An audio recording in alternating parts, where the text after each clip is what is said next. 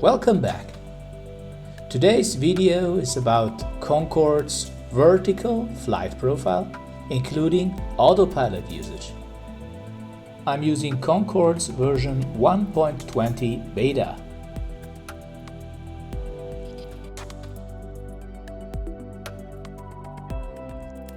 We will do a normal takeoff, followed by the noise abatement procedure. We will then climb to our optimum subsonic overland cruise altitude and speed. Afterwards, we initiate the Supersonic Climb using reheat for the first part. With this, we will reach our supersonic cruising altitude, or better said, the super cruising altitude. It's then time to initiate the descent using the appropriate autopilot function. We will go down again to our optimum subsonic overland cruising altitude and speed. And finally, initiate the approach towards the airport using the localizer and glide autopilot function.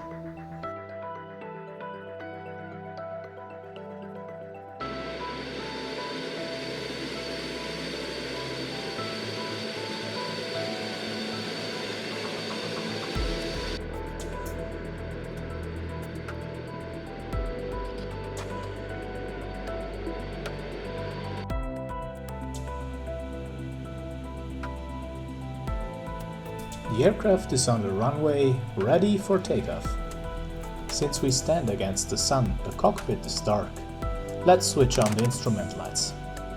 You can use the dedicated rotary switches or the quick access areas.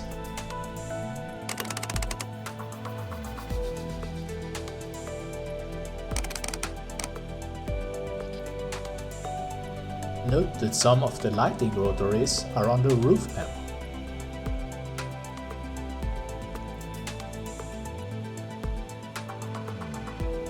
If you like, you can do your takeoffs using the onboard checklist, but this time we concentrate on the vertical profile. Okay, let's go! 3, 2, 1.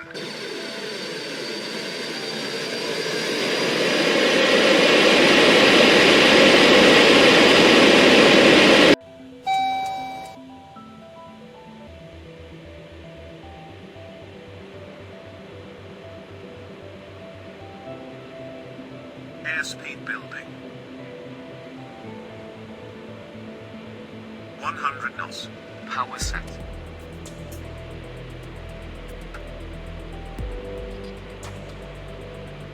V1. Rotate. V2.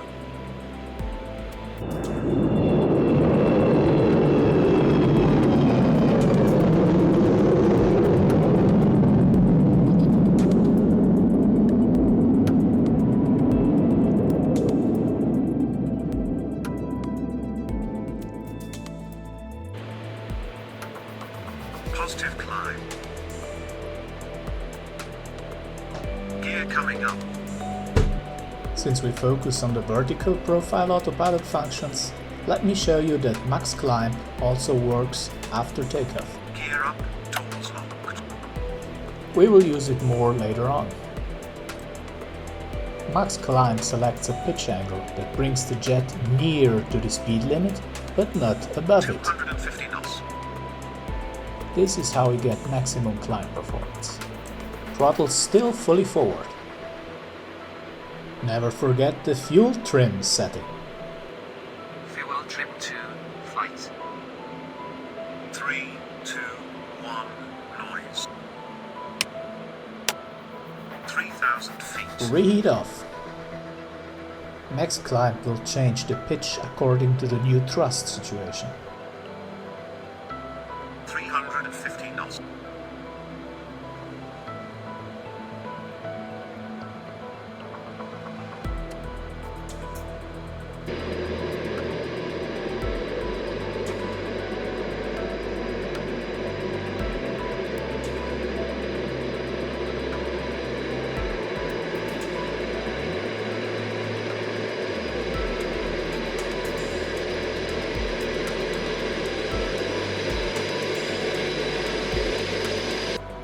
visor up.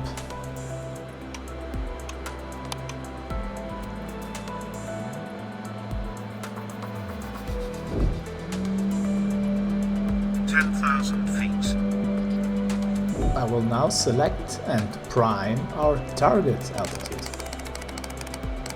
A good rule of thumb for overland flights is 28,000 feet, Mach 0.95.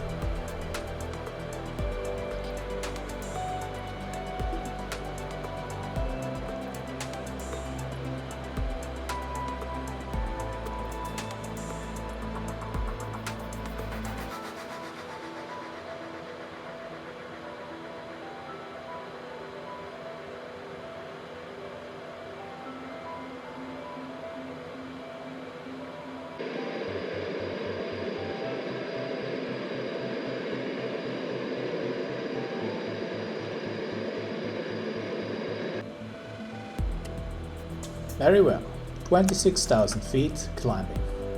Now I prime the auto throttle. When the aircraft will level out at 28,000, we will accelerate pretty fast. So be prepared to click Mach hold on Mach 0.95.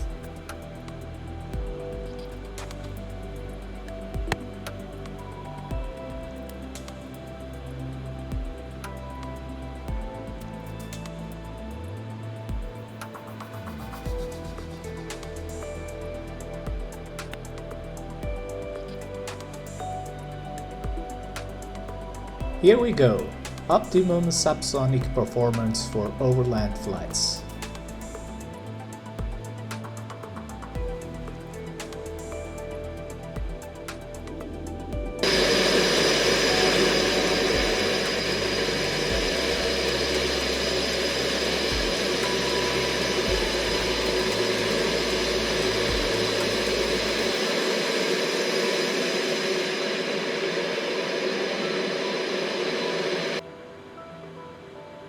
Let's add a bit of navigation with the track heading function.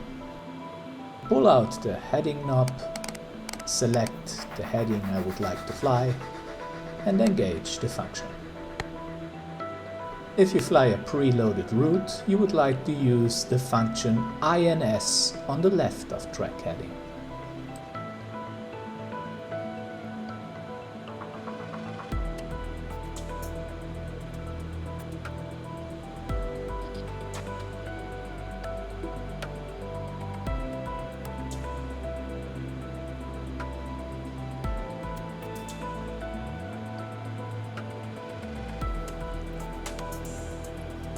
But Concorde is a supersonic aircraft, so let's prepare for the Supersonic Climb.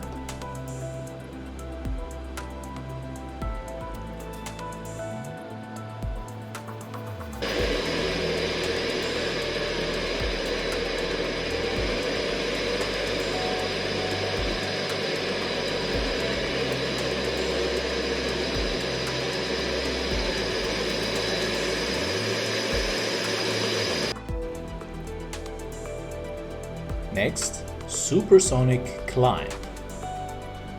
We need to keep an eye on the Mach indicator during this. As you can see, Mach limit and Mach speed are very close to each other. We need to proceed carefully. Engage max climb. Disengage the auto throttle and move the throttles manually fully forward. We want to pass Mach 1 without passing the speed limit. In higher altitudes, the speed limit will increase.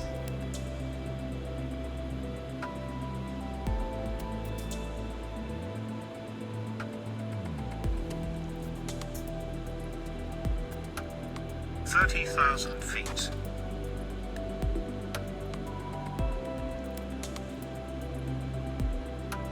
Mach 1 passed. See the shockwaves on the vertical speed indicator. We passed Mach 1 successfully.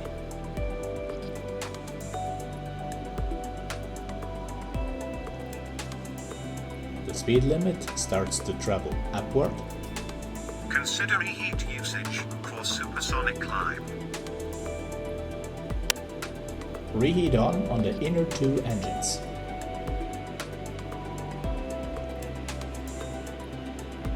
And reheat on the outer two engines. Max climb, full thrust, supersonic speed. We are already doing more than 600 knots above the ground and accelerating.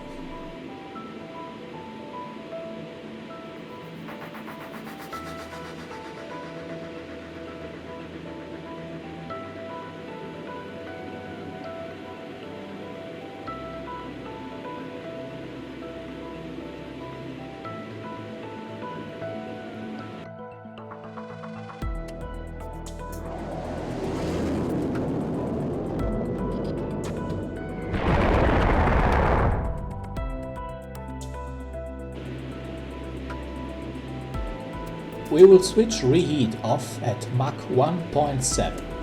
This is possible because above Mach 1.3 the intake effect will start to build up. Air is slowed down and auto-compressed by shock waves inside the engine's intake. The intake ramps play an essential role in this. Mach 1.3 ramp smoothing confirmed.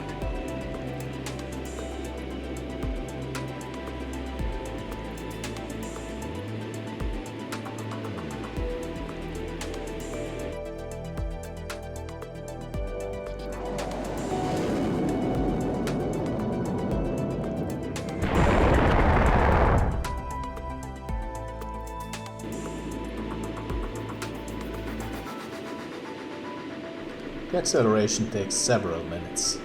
I show you this in a time lapse, of course. The next milestone is Mach 1.7. Reheat off. I suggest reheat off.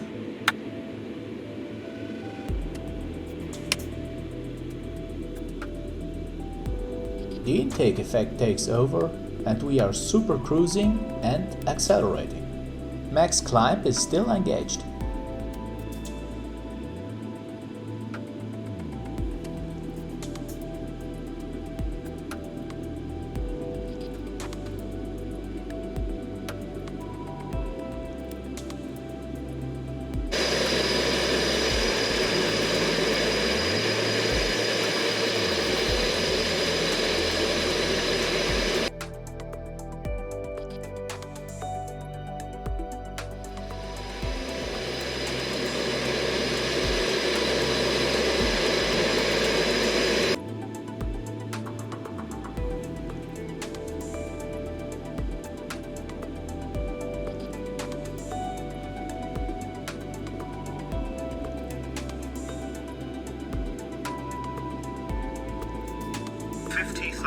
Feet.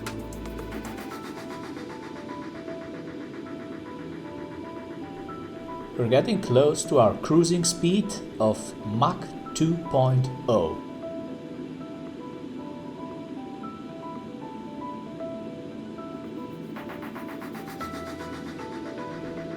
As you can see, I keep the auto throttle main switch primed without any auto throttle function on. This is because soon Max Cruise will engage automatically. Max Cruise will engage Mach Hold to keep the jet at Mach 2.0. Mach Hold on the auto throttle will engage for around 100 seconds, then it will switch off. Again, this process is fully automatic.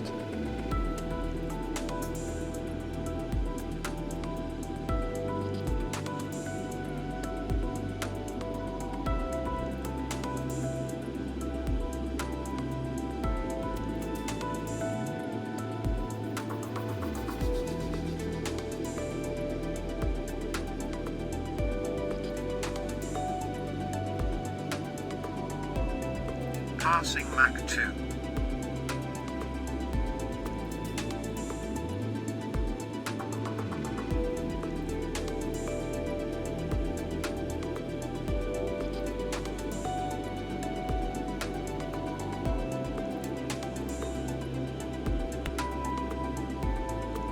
Okay, max cruise is active.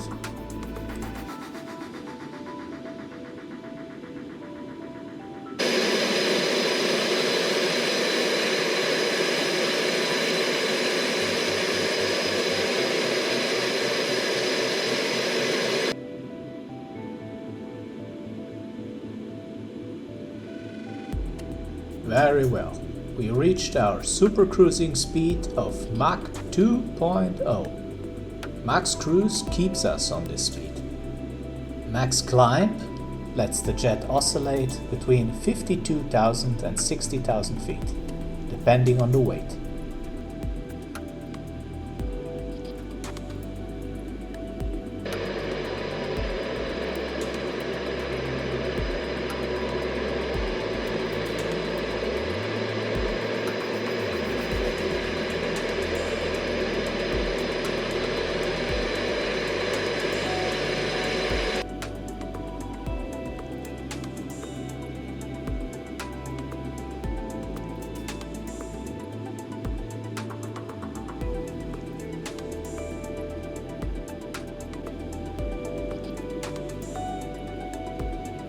In the meantime, I did a 180-degree turn.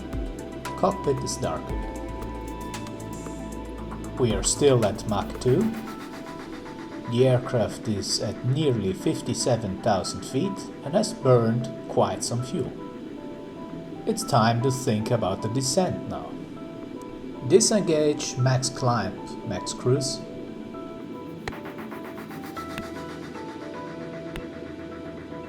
I use pitch hold to keep the aircraft stable and start to throttle back slowly. We want the aerodynamics inside the intakes to stay stable.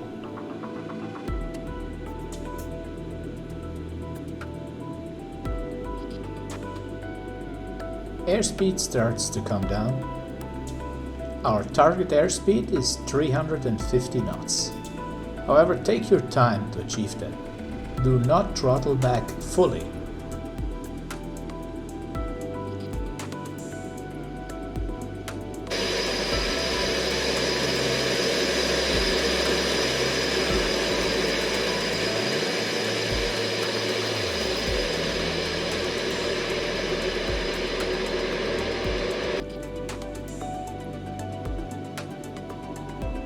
Fuel trim to descent.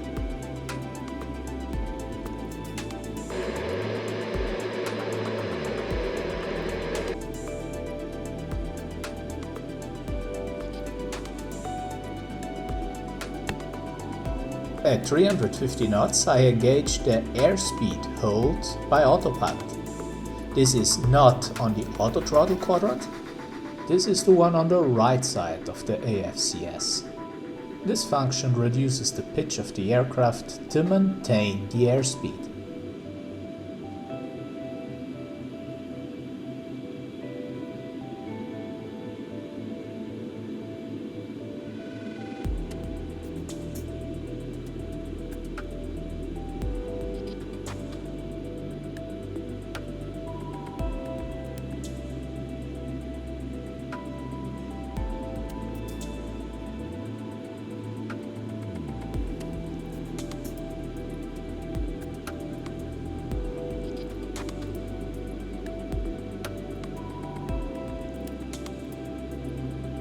I would like to level out at our optimum subsonic cruise altitude of 28,000 feet. I will set that altitude on the AFCS and prime the altitude acquire.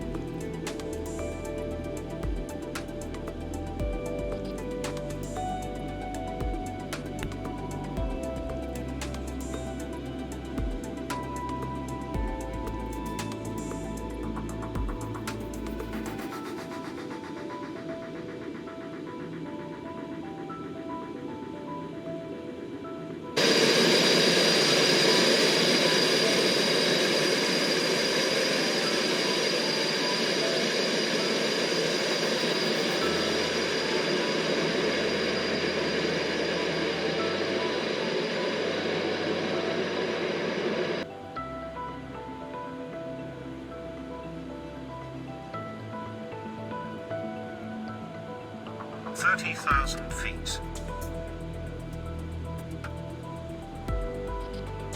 For the last part, down to 28,000, I used Mach hold on the auto throttle to keep us on Mach 0.95 and pitch hold to bring us down.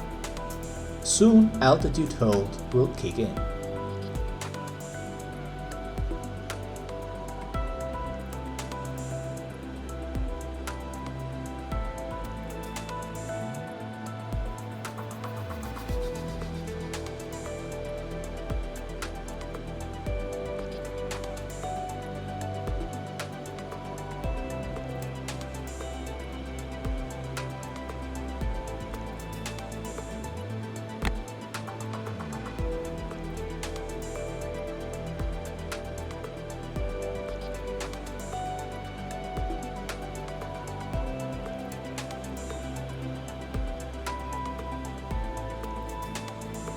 The preset VORs are nearly on a 9 o'clock position. Time to turn in towards them. We can use the Autopilot's VOR lock function together with the OBS rotary. Set the yellow needle on the HSI to match the direction of your desired VOR and the jet will fly in its direction.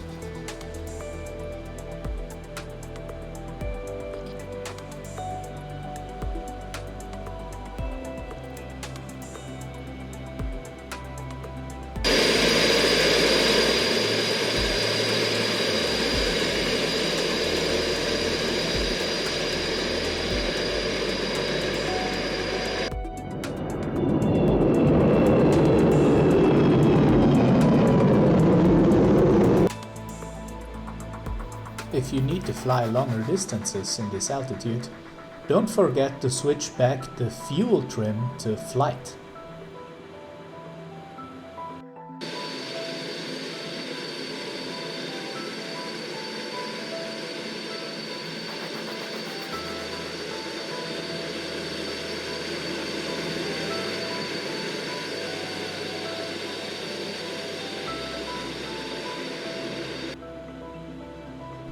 For descents, it can be handy to maintain a certain pitch angle with pitch hold.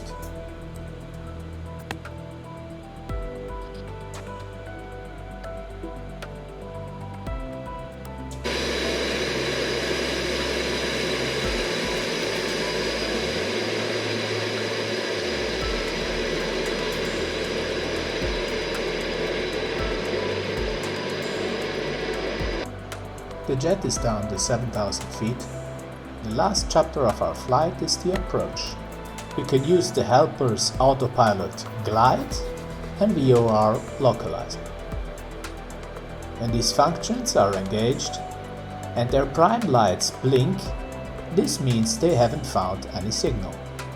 But when the prime light stays stable, the signal is here. If the jet is inside the signal cone, the prime light goes out and the button light goes on.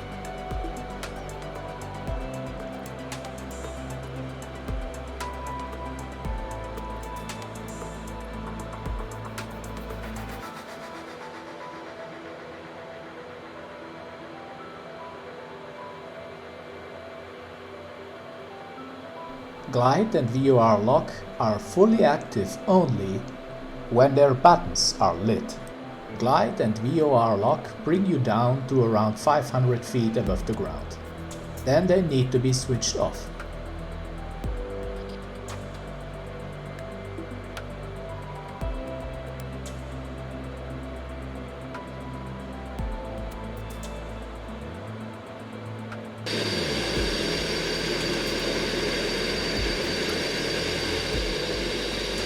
For the landing procedure, have a look at the landing tutorial.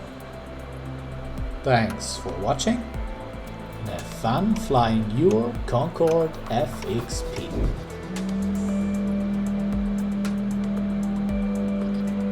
Farewell trip to